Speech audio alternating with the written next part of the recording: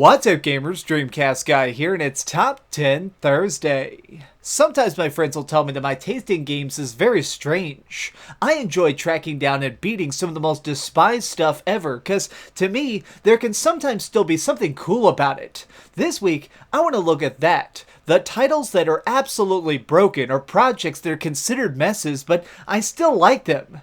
These are my picks for the top 10 hated games that I love. Number 10. Silent Hill Homecoming. When it comes to amazing psychological horror, this series has always been the master of frights. After its debut on the original PlayStation, Konami experimented with different ideas and directions to take future games. While Silent Hill 2 and 3 stayed pretty close to the style of the first one, the fourth entry and Homecoming were extremely changed. Regardless of this though, I couldn't help but dive deep into this haunting city. This really almost played more like a shooter with its tight, over-the-shoulder camera angle and a hero coming back from the army and ready to fight. The new monsters based on insanity were creepy, the evolving environments that shifted from good to evil were so unnerving, and the story really stayed with me. It may be different, and yet I can't say it sucks. Number 9. Enter the Matrix. In the summer of the year 2000, I was 13 years old and the girl next door invited me to her house to watch a bootleg movie she found online. It was apparently some action film I'd never heard of called The Matrix. It had kung fu, evil robots, and lots of people wearing leather. Needless to say, I was hooked on this technologically distant future instantly. It wouldn't be until I was in high school that we finally got a game set in this unique universe. Into the Matrix obviously aimed to capture the power and energy of the flicks, and I think they came as close as they could. We get sweet slow motion moves, a shootout in a bank lobby with parts of the wall literally falling off, and actual scenes done with the actors from the films exclusively made for this. For me, it was easy to look past the silly animations and cheesy faces because this was still the hardcore fun I craved.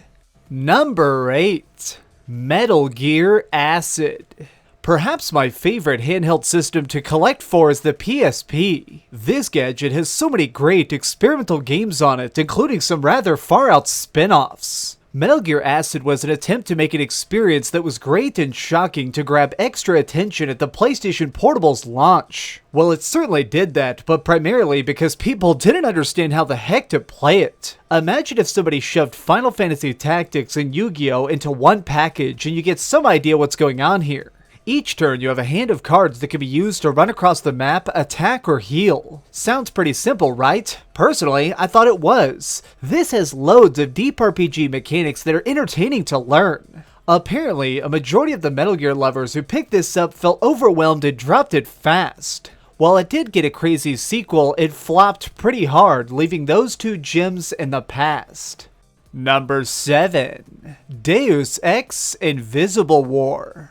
Oh man, saying I like this game is gonna get me so many angry comments, but before you start typing, let me explain why Invisible War is so interesting to me. When I originally got an Xbox, this machine seemed like an absolute beast. Not only could it play Halo, but it had Mech Assault for when I wanted to tear apart cities, and titles previously unheard of to me like Deus Ex. Some of you might find that disgraceful, and yet Invisible War really was my introduction to this series. The day I bought it, I rushed home, popped it in, and started figuring out the history, upgrades, and gameplay of this world. I had nothing else to compare it to, so in my mind, it was incredibly cool. Putting points into my arms to upgrade my cybernetics and throw objects, or testing out the branching paths and missions was revolutionary. After I beat it, I went back and finished the other Deus Ex games, and I'm glad I did. If not for this controversial project, I never would have stumbled upon such a stellar franchise. Number 6. Simpsons Wrestling. America's quirkiest TV family has had its fair share of video game adaptations. From a cartoonish Grand Theft Auto ripoff to some retro arcade action, the Simpsons have gotten themselves into some amusing messes. It wasn't until they stepped into the arena of wrestling, though, that people got annoyed. The 20 characters we can pick from come packing their own method of pounding skulls, which I'll admit can be rather clumsy. This really isn't a game with tight controls, but I couldn't help grinning during every match. This project will always hold a unique place in my heart due to the fact that it got me through a really tough time. I don't want to explain why, but my family lost their house when I was a kid and I had to live in a crappy hotel. While my mom was at work, I'd wander around outside and I ended up making friends with some boys about my age in another room, and they had this game. I'll never forget getting to bond with strangers in a dark period of my life over a love of The Simpsons. Number 5. Twisted Metal. In the modern age, many studios have tried rebooting their older titles to mixed results. Even Sony couldn't resist bringing back their classic Car Carnage Carnival for a fresh coat of paint. Simply called Twisted Metal, this PlayStation 3 game looked to restart the universe and overhaul the general combat to draw on a new generation. Sadly, a large chunk of reviewers found that the changes made in this reimagining were very confusing. Early players complained that levels were overly difficult and that mission objectives weren't often spelled out clearly. I'm not sure why, but I never saw any of these issues. From the minute I heard that awesome music start blaring through my speakers, I knew that I was going to be having way too much fun to care about anything else. The more focused campaign that centered on individual drivers was a nice touch, and the gory cutscenes were nastier than ever. No matter how many explosions I witnessed or screams I heard after firing a perfectly aimed missile, I always hungered to go back for more.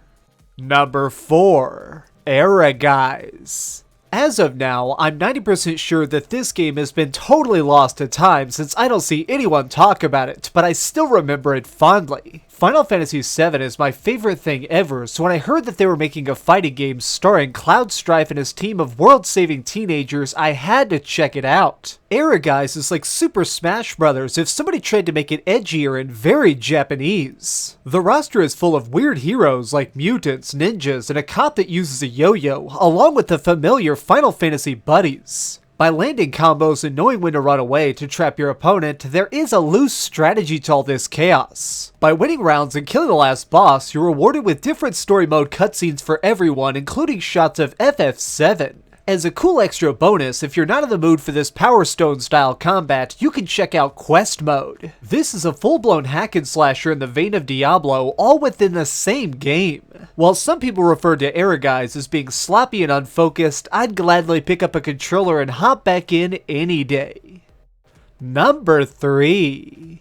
Sonic Chronicles: The Dark Brotherhood. The Blue Hedgehog has had his ups and downs over the last few decades. Despite being such a classic hero, he's somehow spent a large chunk of his career showing up in dumpster fires. Logically, most of us should have moved on by now, but I can't help loving Sonic and his silly adventures. In the Dark Brotherhood, we get dragged into an interdimensional war between beings from a place called the Twilight Cage and our forest friends. Just looking at the graphics, you can tell the developers really spent some hours making this project shine with passion, and yet it was hated at release. The issue many players had is its turn-based battles. Since this was made by BioWare, the team behind Mass Effect, it's of course an RPG. Sonic has always been a franchise about unbridled speed, so fans were turned off by the slowed down pacing. Honestly, this didn't bother me at all. I even found the touchscreen tapping for special moves to be really enjoyable. Chronicles might be a bad splotch in history, and yet I happily keep my copy on the shelf ready for another playthrough.